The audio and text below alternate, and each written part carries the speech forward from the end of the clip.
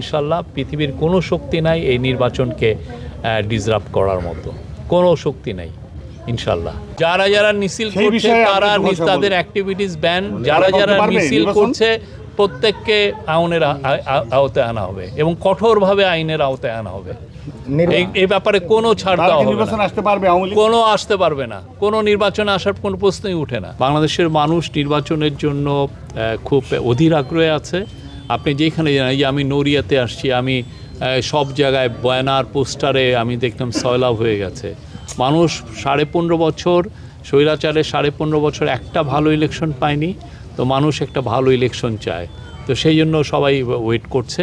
আর যারা পতিত স্বৈরাচারের যে পার্টি, তারাই নিজেদেরকে নির্বাচন থেকে আউট করে দিয়েছে।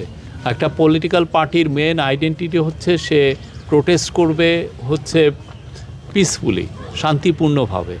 তো তারা কি করেছে? তারা পিসফুলি এটা না করে তাদের সরকার এবং তাদের কর্মীরা সবাই রাইফেল পিস্তল নিয়ে নেমেছে বাচ্চা বাচ্চা ছেলেদেরকে খুন করার। এটা নেশায় মত্ত হয়ে গিয়েছিল। তারা ভেবেছিল যে আমরা অনেক লোককে খুন করলে এরা একবারে 15 বছর চুপ ছিল, আরও 15 বছর চুপ থাকবে।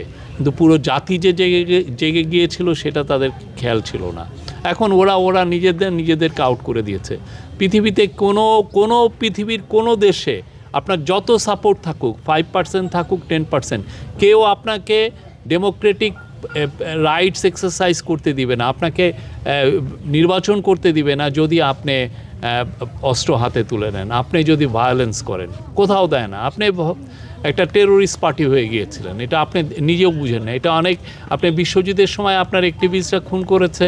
আপনার যখনই বড় বড় আন্দোলন হয়েছে, আপনার মনে আছে বিএনপি একটা বড় আন্দোলনের ডাক দিলেই তারা নেমে যে মারামারি করতে, আওয়ামী লীগ যুবলীগের ছেলেমেয়েরা যে মতো। হেফাজতের সময় 5-6 মেতে ওরা প্রোটেস্ট করতে এসছে, যুবলীগের ছাত্রলীগের ছেলেরা গোলাগুলি করেছে। এখানে হাজারো নিদর্শন আছে, হাজারটা আছে, এবং প্রত্যেকটা ক্যাম্পাসে তারা টেরোরাইজ করে রাখতো।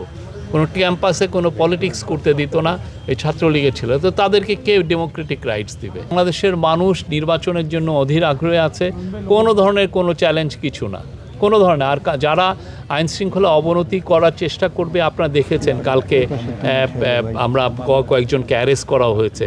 যারা এটা করবেন, যারা আইন হাতে তুলে নেওয়ার চেষ্টা করবেন, কঠোর হাতে দমন করা হবে। এবং যারা আমরা বারবার বলছি, অনেকে অন্যায় ইলিগাল দাবি নিয়ে রাস্তায় নামতে চাচ্ছেন, তাদের বিষয়েও এই গভর্নমেন্ট যথেষ্ট কঠোর হবে। সচিবালয়ে 11 জনকে অ্যারেস্ট করা হয়েছে, এবং যারা এই আনলফুল অ্যাক্টিভিটিসে জড়িত ছিল, রংফুল কনফাইনমেন্টে ছিল, যারা সন্ত্রাসী কাজে জড়িত ছিল এবং ডিএমপি অ্যাক্টস যারা ভায়োলেট করেছেন, তাদের সবাইকেই আইনের আওতায় আনা হবে। আমাদের চিফ অ্যাডভাইজার বলেছেন যে উনি এটা অ্যাকসেপ্ট করবেন হচ্ছে তফসিল ঘোষণার সাথে সাথে। তো সেই জন্য আর কি এটা ওনারা আগের দিন পদত্যাগপত্র জমা দিয়েছেন, বাট উনি বলেছেন যে এটা অ্যাকসেপ্টেড হবে হচ্ছে তফসিল ঘোষণার সাথে সাথে।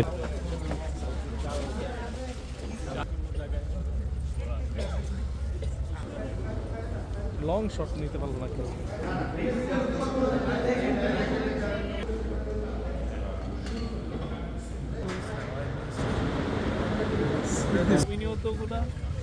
এগুলো সব